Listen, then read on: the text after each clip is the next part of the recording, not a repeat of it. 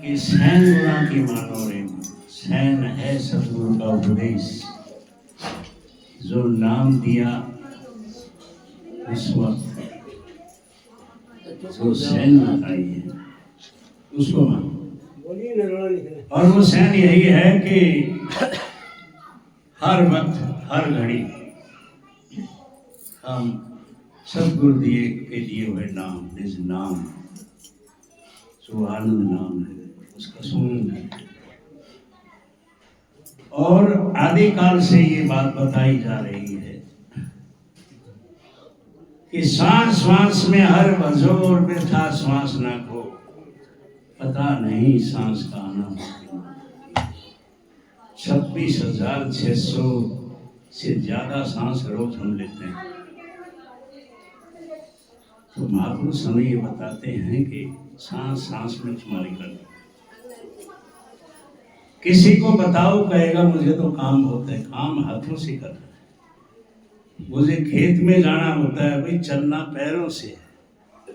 और भी कोई काम करते हैं, दिलो दिमाग हाथ पैर से ही तो करते हैं, लेकिन वो करते करते भी नाम का सुमरन हो सकता है।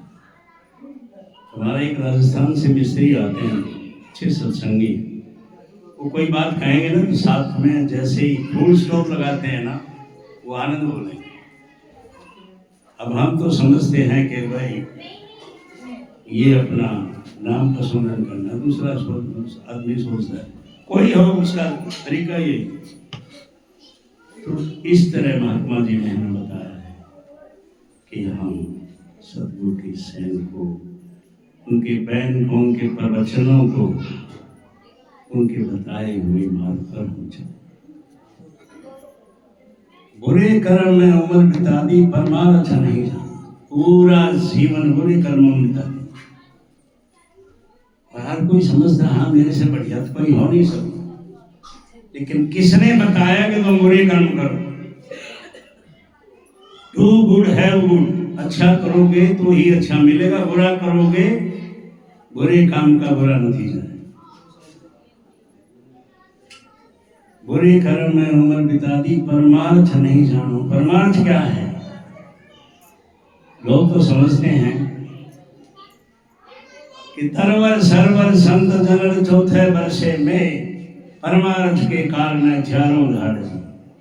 भाई पेड़ कितना काम करता है, आंधी तूफान धूल मिट्टी सबको अपने ऊपर लेता है, लेकिन नीचे बैठने वाले की सुरक्षा करता है, साथ में फल देता है।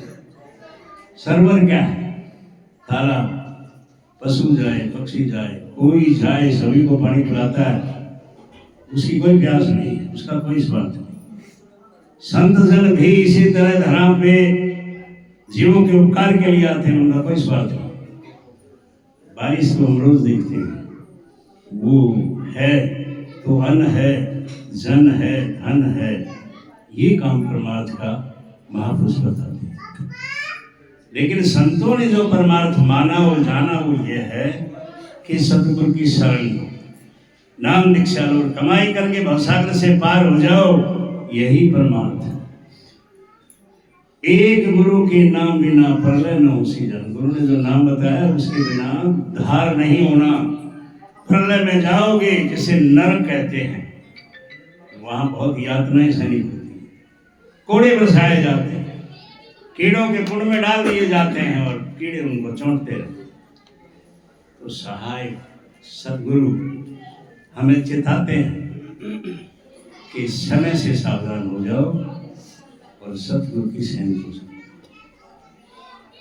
पल पल बीती जाए उमरिया, छिड़ने बदले जमा। एक एक सेकंड, मिनट, घंटे, पल बीती जाती। और कभी ऐसी त्रासदी आती है कि सब कुछ करा कराया धरा रह जाता, नाश हो। अभी कुछ समय पहले आप लोगों ने देखा होगा कि कच्छ भुज इलाके हैं गुजरात के, वहां पे भारी तूफान आया, समुद्री तूफान, गांव के गांव बह गए, पशु पक्षी मनुष्य बह गए, कुछ नहीं बचा।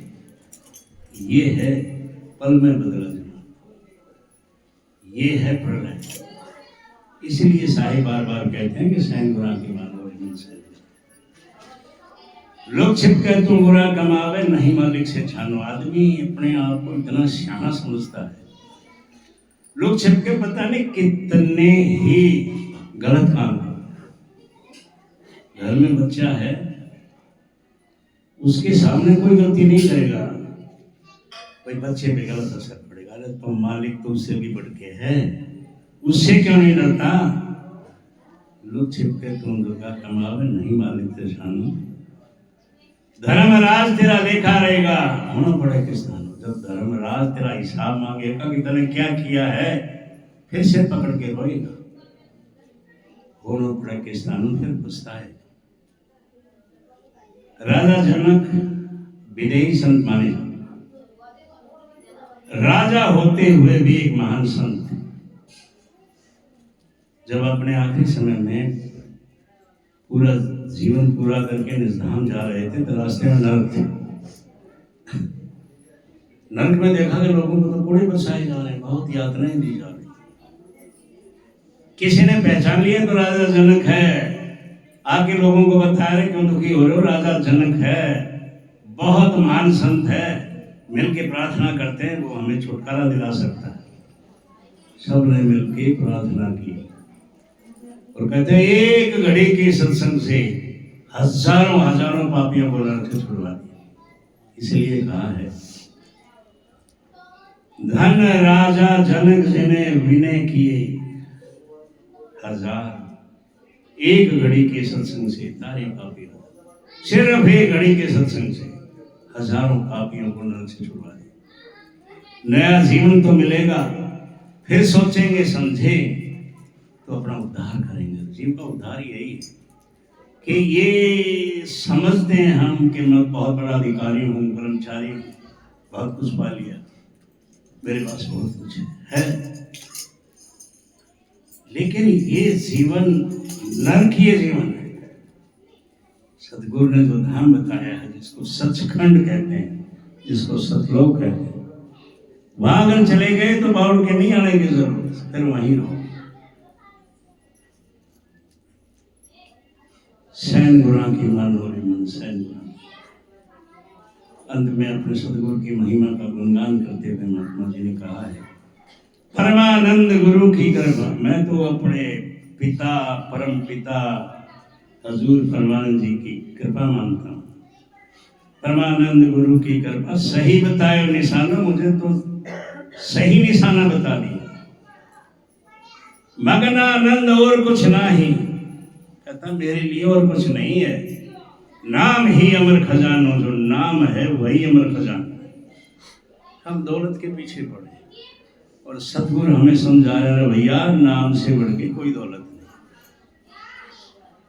सैन गुना की मानो रे मन, सैन गुना की।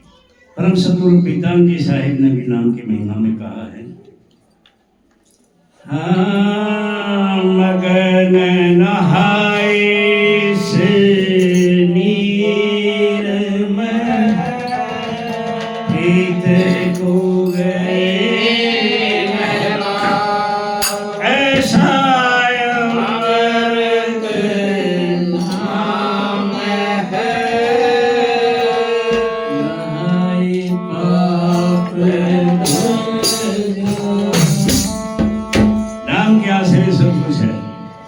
हमारे में से कितने बीमार लाचार, और एक नई बीमारी अंग्रेजी में चली है टेंशन। क्या है? बुजुर्ग कहा करते थे चिंता चिता समान है। ये टेंशन चिंता है, चिता है। इससे क्या होगा? सिर दर्द, ब्लड प्रेशर, शुगर, जोड़ों में दर्द, जितनी बीमारियां हैं वो यहां से शुरू।